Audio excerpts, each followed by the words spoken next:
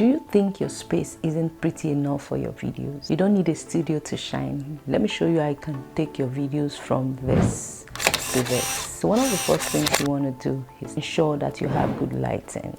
Good lights makes all the difference. If you don't have this kind of light, you don't have to worry. Natural light is one of the best lights to use. Ensure that your background is plain and there's no kind of distractions. It could be a white background, it could be any other color, but all you need to ensure is that your background is plain. If your background is distracted, you'll find it difficult to replace the background when you're ready to do that. To ensure that your video is stable, which means that you need to use a tripod. A tripod stabilizes your videos, so mount your camera on a tripod to avoid shaky footage. And the next thing is keep your movement minimal. The steadier you are, the more realistic your background will look.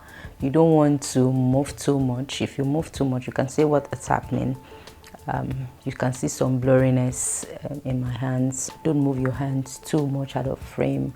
Just the little gestures here and there, and you'll be good to go. So the next point is film a medium shot from your head to your waist with a little headroom. You might likely want to zoom your videos, scale up your videos while you're editing. Another important thing you want to do when you finish filming your video is that you want to take your video to any of your preferred software that you use for your editing. You can use the CapCut.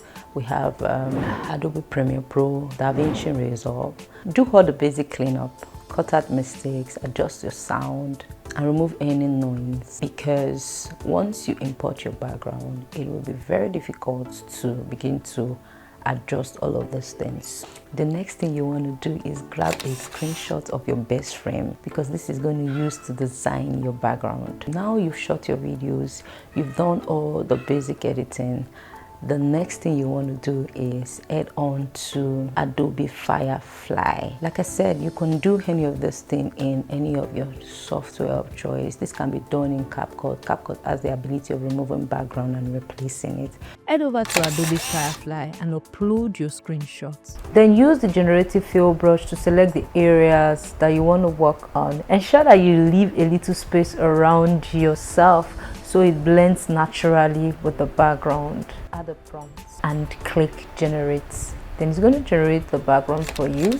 It gives you several options. You should choose the one that you prefer. If you're not satisfied with the background that was provided for you, you can click the more. It will give you more options of background. But remember, if you're using the free version, you're only allowed to create about 10 backgrounds. So you want to use it wisely. And if you're satisfied, yeah, you can download it. But if you're not satisfied, you can keep tweaking it, or you change the prompt. Now the final step is import your AI generated background image and stretch it out so it covers your entire clip. Next, overlay your main video on top of it.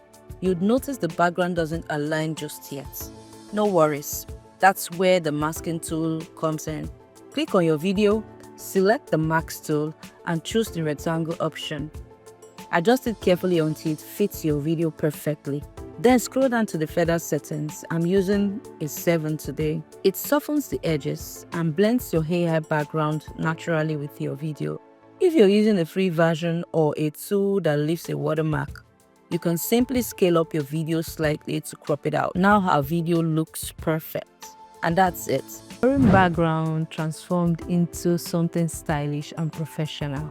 Your videos can look as polished as your message deserves. I'd like you to, drop your comment on what you think. Click the subscribe buttons and share to anyone who you think would like to see this. Thank you.